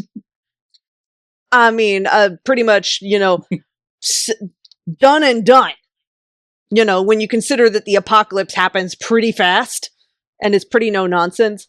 But the comedic approach to, like, when I finally, like, first read it and also watched the movie of it, of just this sort of thought of, imagine living in a world, in a universe where your entire planet in existence is so minuscule that it's just like somebody bulldozing a patch of green to lay down a highway. Yep. It is just so mundane. But the approaching it from the lens of comedy, of this tiny singular person entering this wide, vast world that has an entirely different, like, the logic of it is confounding. And it's why I love, the asides that take place in the story.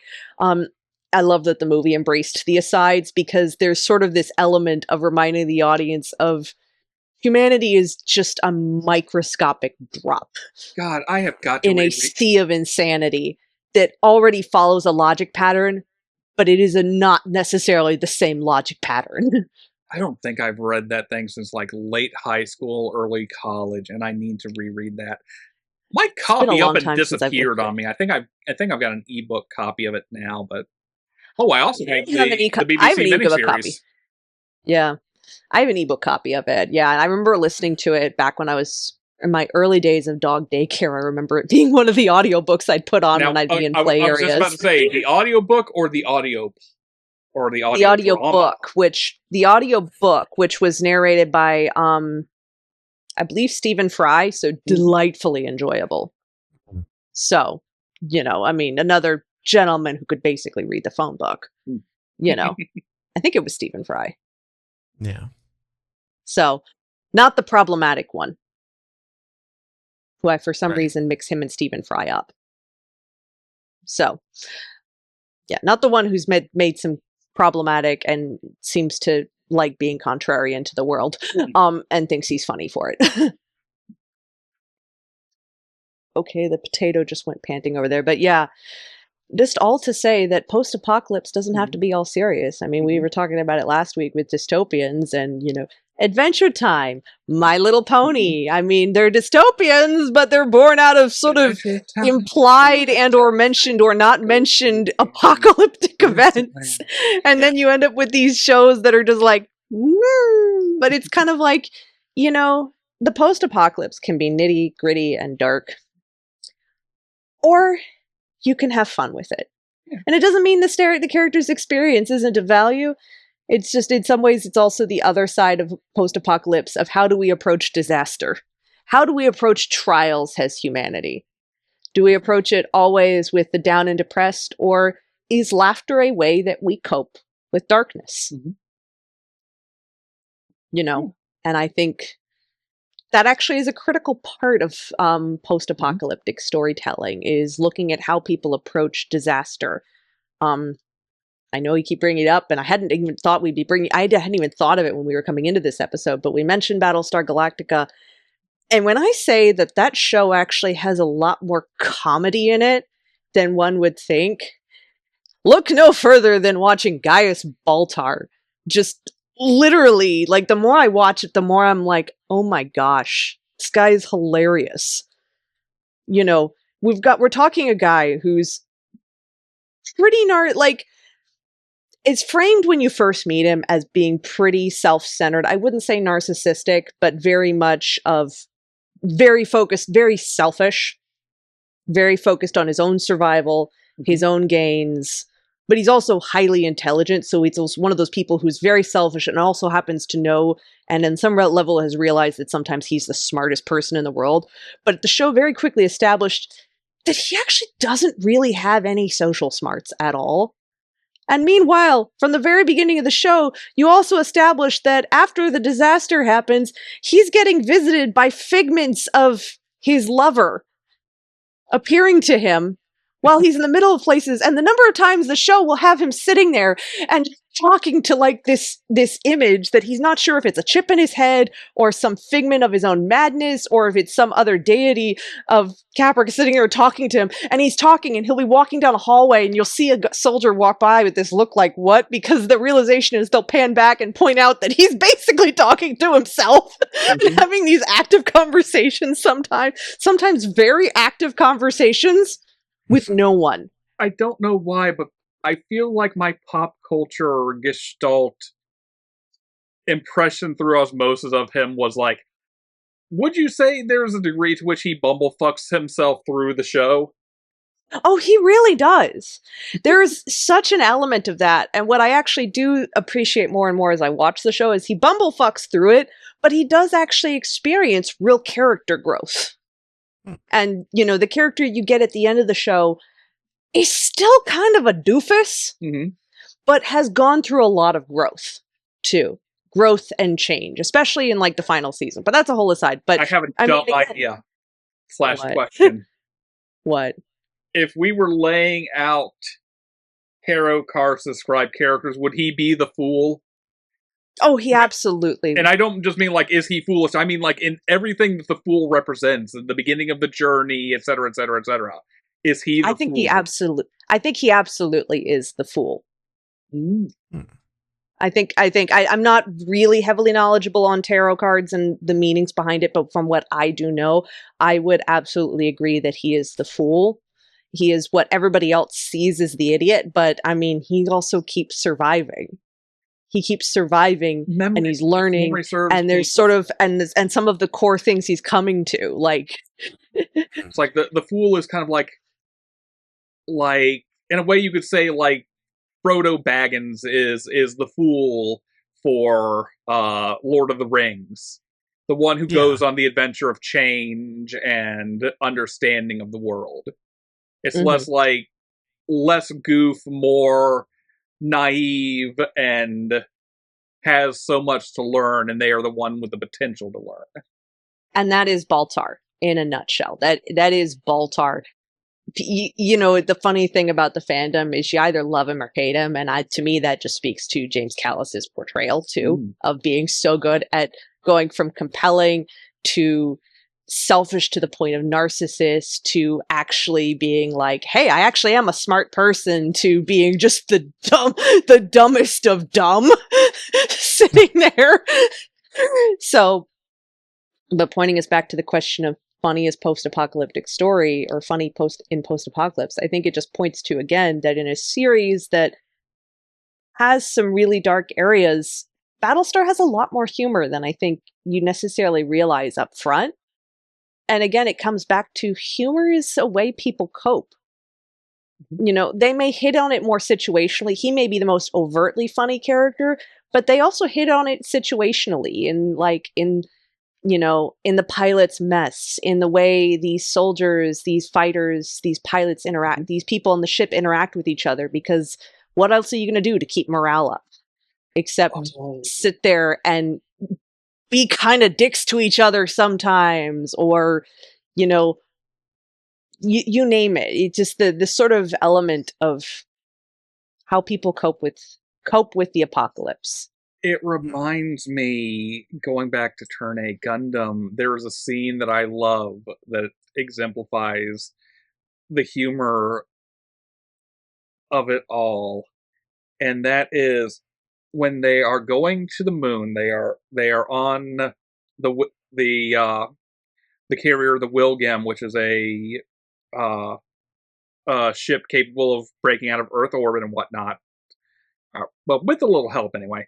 Anyhow, they make it into space, and then some of the crew from the militia, who have decided they have had enough of this nonsense, they want to go home to Earth, decide they're going to leave. Now, these are people who are 2,000 years removed from even what we have today. They are basically like at a 1900s level of technological understanding. It's like very like America 1900s level. Mm-hmm. And so they've got their space suits, and what they decide is one of them's going to test it out. Because what he remembers is, as a kid, you know, he'd get in a barrel and go float down river. So they get him in his spacesuit. They empty out a barrel. They're also drunk as hell because that barrel used to hold a lot of booze. I don't remember what type, but it was a lot of booze. And if the barrel's empty, wonder where all the booze went. Yeah. And so they help him into the barrel. They seal up the barrel. They open the airlock and send him on his merry way back to Earth. Well, we all know how that's going to end. Well, thankfully for him, it ends with Lauren going and grabbing his ass with the Gundam before he even gets close. But how it would have ended would have been, you know, crispy militia member burning up in the atmosphere. Yeah. If you've even made it that far. What the hell did I just do? What are you doing? Yeah, I don't know. Technology is revolting. It's the end. Yep. Machines are rising up. Started like an ad popped up on my phone, and it started coming out through a speaker that I didn't realize was even connected. You're just getting unplugged for now. Wow, I didn't know that squeak was going to come out of me. Oh man. So. And post-apocalypses. Yeah. These. I think we have reached the pinnacle, the end here. I think so. I do. Any? Oh, yeah. Closing thoughts, you mean? I did have one closing thought. I wanted to know, could I read you some lyrics that I think would be very appropriate to this topic? Yeah. Okay. By all means. One of my favorite songs, very much about this kind of thing. And it is Donna Burke's After All. After all, there's a moon that still shines upon the hillside, and it shines on all the dark and shadowed lands of man. After all, when the earth is a great ghost town circling around, there's a moon that still shines upon our shores, and that will shine forevermore. After all, through the thorns, through the wastelands we have wandered, through the world that lies in broken pieces at our feet, after all, there's a light in the darkest night glittering down. There's a moon that still shines upon our shores, that will shine forevermore. See how its give we abuse. See how the eternal we can lose. See how it's always there in front of us, never even makes us curious. To think that all can disappear without a trace erased. See how the simple becomes confused. See how all beauty is bent and bruised. See how what's always there in front of us never even makes us curious. To think that around the bend is the end, where the world will lie in broken pieces at our feet. But after all, there's a light in the darkest night, turning us around. There's a moon that still shines upon our shores, that will shine forevermore. I wasn't going to attempt to sing that, but the lyrics speak for themselves. Nice. Well, on that note, why don't you lead us off? Where can our Voidwalkers find you? All right. Y'all can find me both on Twitter and YouTube at Lanzalencia. By the way, folks, you will notice that apparently the past few weeks I have slightly screwed up the graphic for our YouTube links. I forgot that you require an @ sign in those things. That's fixed now. So remember, folks, if you're for y'all on audio, definitely remember to pin an actual @ sign between that slash on the YouTube URL and our screen names on there. So Lanzalencia, LANZALENPZIA. I'm trying to start streaming again, getting through some chronic fatigue and whatnot that has prevented it, so that's been fun. Recently did an Onimusha demo stream. And otherwise, you can find anything live will be up on the Twitch. Anything VOD related will be thrown over to the YouTube, along with a bunch of marathon runs that I've done. Not actively streamed, just recorded after the fact. Oh, there's another post-apocalypse thing there, technically speaking. It just means we have to revisit the discussion. Yes. Yeah. As we have, I think, like, most of them. Yeah. Science fiction, round 2. Yep. What about you, Liz? Where can they find you on the internet? Well, you lovely Voidwalkers can find me Twitch and YouTube as well. Not much up on YouTube right now. I've mostly been just archiving my Twitch VODs when I remember to. But both accounts under the name Lady Hyacinth. That is Lady Hyacinth, as in the flower, 57. So Lady Hyacinth 57. On Twitch and on YouTube. I play a lot of Resident Evil. A lot. Yep. I'm really trying to work on now that I did that whole like Road to Requiem thing back in February. I'm really trying to work on getting my run times down so that I can make that 24-hour speed run time. Like, I was so close. I was 3 hours off from finishing all 8 main chapter games in a combined time of 24 hours. I really was very close. That's really good. I know. I was so proud of that. It's RE4 is the one that kills me on time right now. RE4, and then the next longest is Requiem, because now, of course, I have to add Requiem into the mix. So, but if I can get just the first 8 main chapters into 24 hours, that would be like. I forget. Have you beaten my best time on Requiem yet? I didn't do all that extra unlocking, and I haven't played it. Right. So no. No, I remember me. I choose suffering. So I've been playing on. Mine is on, easy. Yeah, I've been slowly on. Yeah, I have not played. I've only been playing on standard, whatever, modern, I had to think about standard, modern versus standard classic, which I'm getting pretty comfortable on those, and I managed to unlock a few more things last time. So I have restarted my insanity mode run. Do you remember how I got caught for like 2 hours literally in like the patient room with Leon in that first thing? I finally made it past that. Yay. I will say that if you have infinite ammo, insanity mode does kind of just go back to like normal difficulty. I don't have infinite ammo, but the difference of having, I want to say, actually playing Leon Must Die Forever has made it really, it's basically like grinding. You're getting better and better at getting through those fight scenes because depending on what arc you take. So I'm getting a lot better at just playing the game. And then I've also managed to unlock, I think, like infinite hatchet, infinite knife, like the Kotetsu knife for Grace. Oh, I love that thing. Yeah, that thing, honestly, you don't even need any of the other like unlocks so much if you have the Kotetsu knife, because then the knife never breaks. So that's a whole aside. But yeah, I play a lot of Resident Evil. There'll be other games in there as well. Meanwhile, I can't wait to see you go on where can our Void? Yes, I know. Dave, where can our Voidwalkers find you? Y'all can find me at on Twitch at Sheriff_Flynn. And YouTube is Sheriff Flynn. I know it's been pretty quiet over there, like crickets and stuff, but life's been real busy. Like, I've got plans in the works. I'm trying to get a wedding organized with me and my fiance.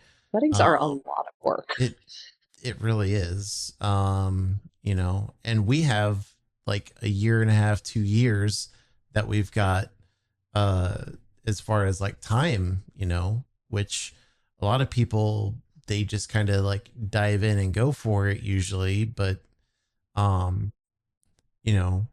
we are giving ourselves that extra time. And even then it's like, well, we got to figure these things out and this, that, and the other. And it's like, wow, it's a lot. So, you're allowing think of it this way. You are allowing yourselves the time to have the wedding that you want to have. Exactly. In the way that you want to have it. Yeah. And, just prepping things for like school and whatnot, which tomorrow starts me teaching another course. So, there's all that as well that I'm looking at. So it's a lot, but I am trying to come back as far as, streaming and all that good stuff. But it's one where, because it's currently a lower priority, it's not necessarily something that I am going to just immediately hop back into. Everything has its time and place. I mean, I ended up, when I moved to NorCal for that few years, and then, I mean, you saw I was basically offline except for a couple odd streams here and there. And then when 4 Remake came out and when Village came out, I managed to reappear long enough to do like pre-streams for those and then like stream up to those points.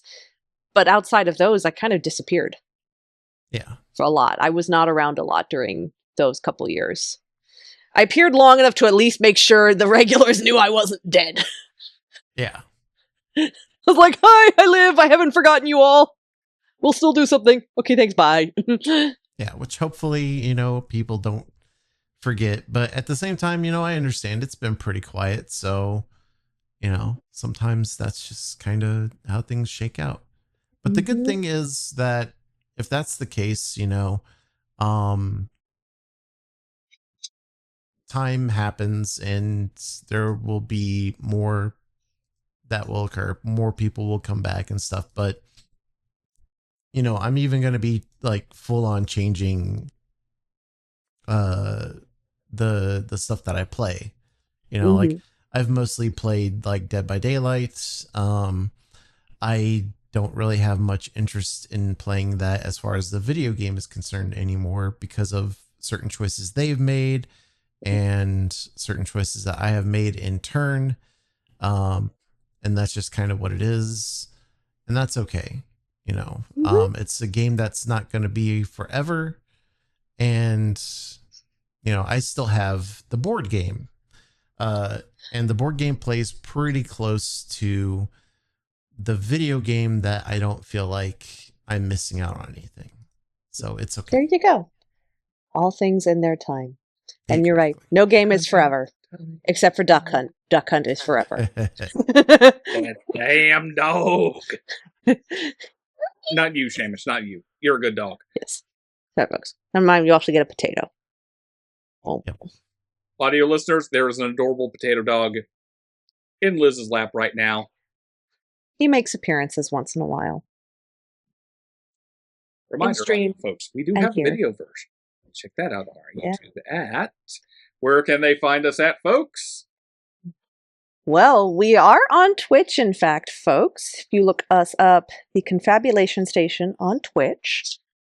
We don't go on there super often, but we do like to do some lives there. We've done a few things, some watch parties where one or two of us will watch something while the other plays something, or one or two play something and we talk about it after.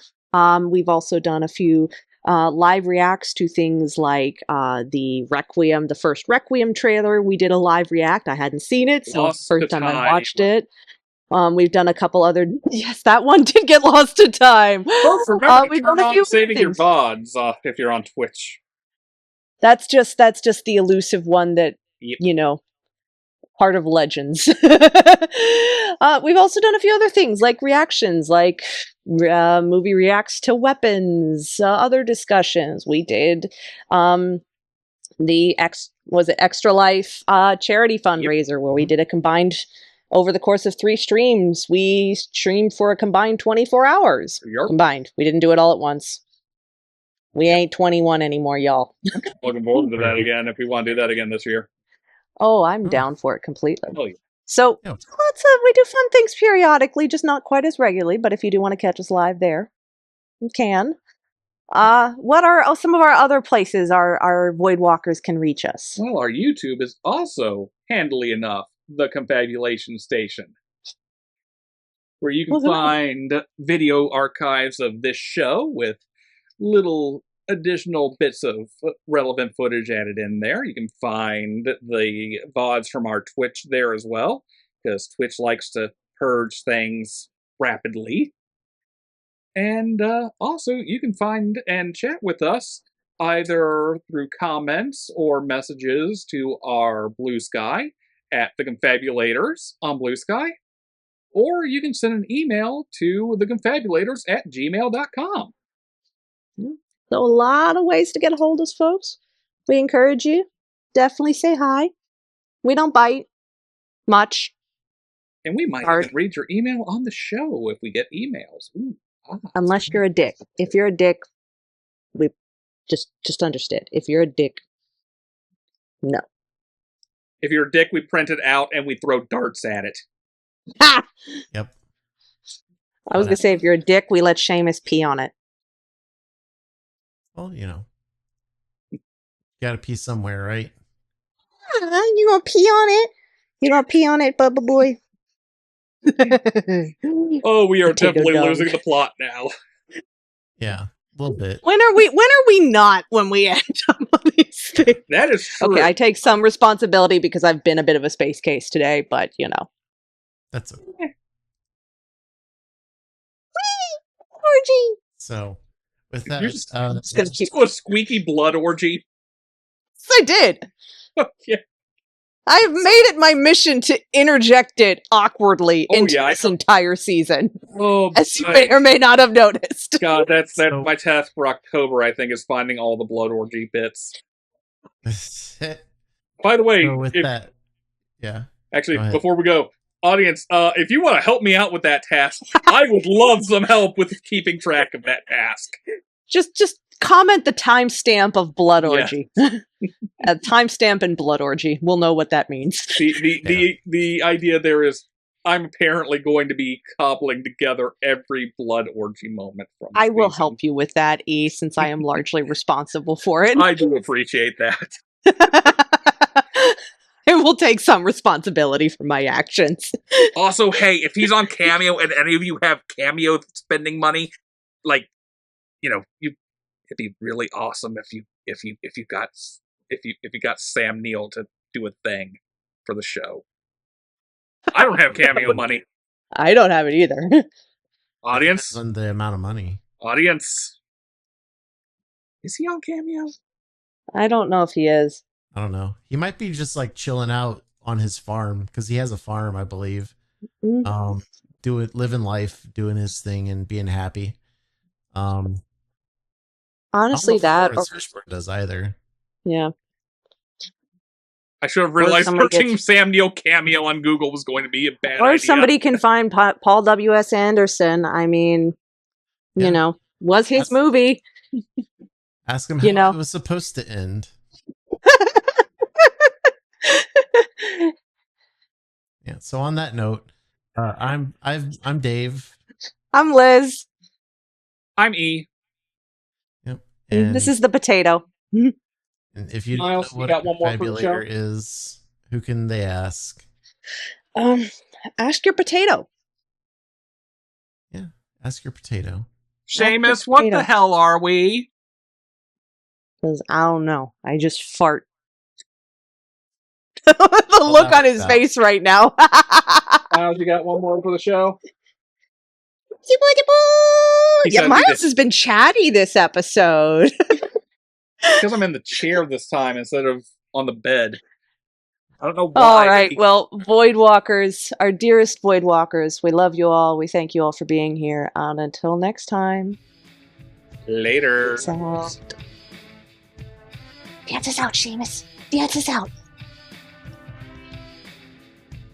Tonic dance. Tonic dance. Tonic dance during the fading out. Tonic dance during the fading out. Fading out. He's so sad looking. Floppy paws, floppy paws, floppy paws. Okay, I love you, bud. Fade out. The Confabulators is hosted by Liz Strauss and Dave Bockenkamp. Editor is E.W. Klein. Theme music, Oh Heavens, is by Cassidy B., composer and artist. Found at cbrva.cardd.co.